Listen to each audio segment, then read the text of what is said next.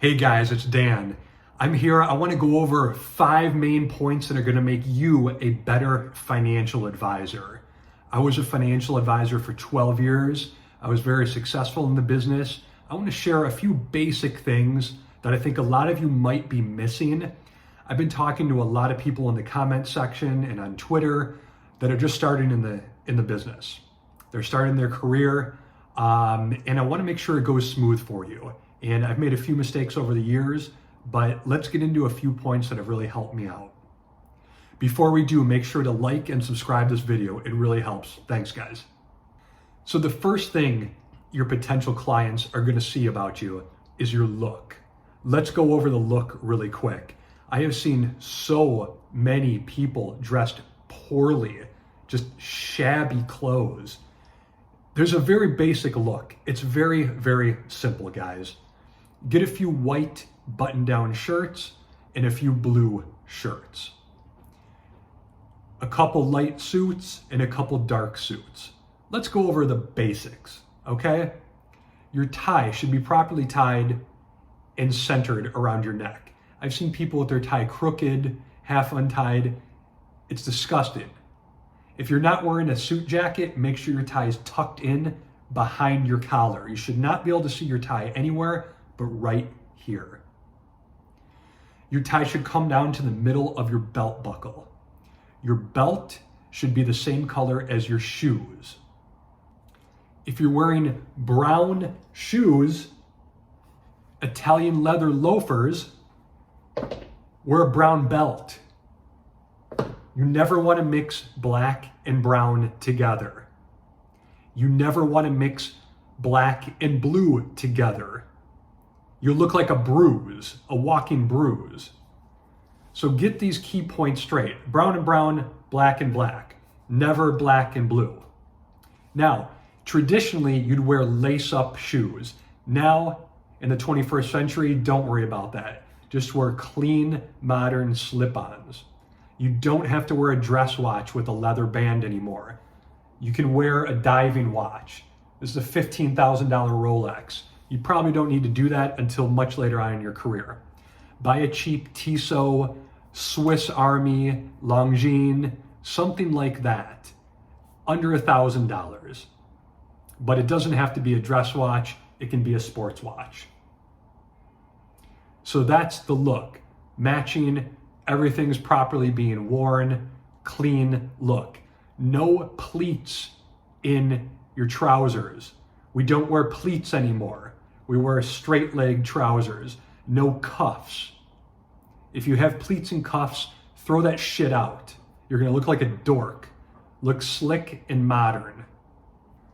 Point number 2, confidence is infectious.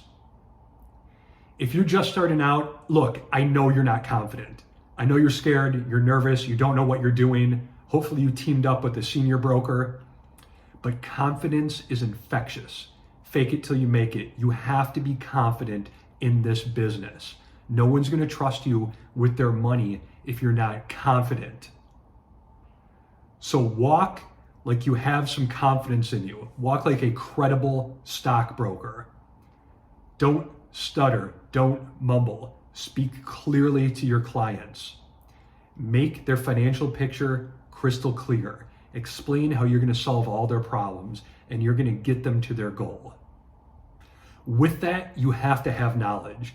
You have to know what you're talking about. Like I always say, if you watch my former videos, know your product mix.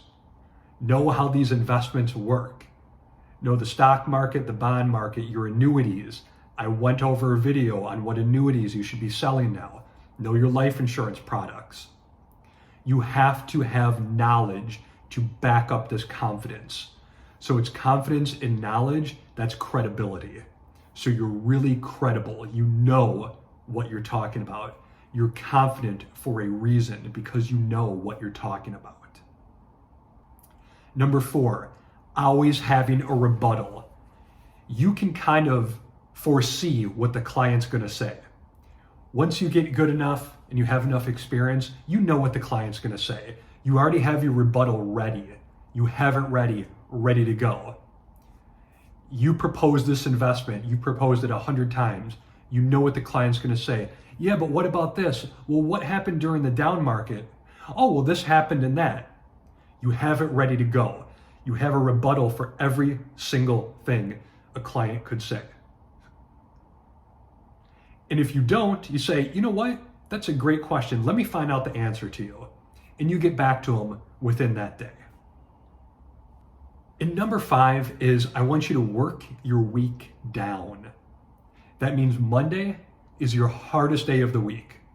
You're gonna get all that horrible just paperwork or whatever you have to do done on Monday. Your calls, it's gonna be your hardest cold calling day, your hardest meetings, your hardest compliance paperwork day.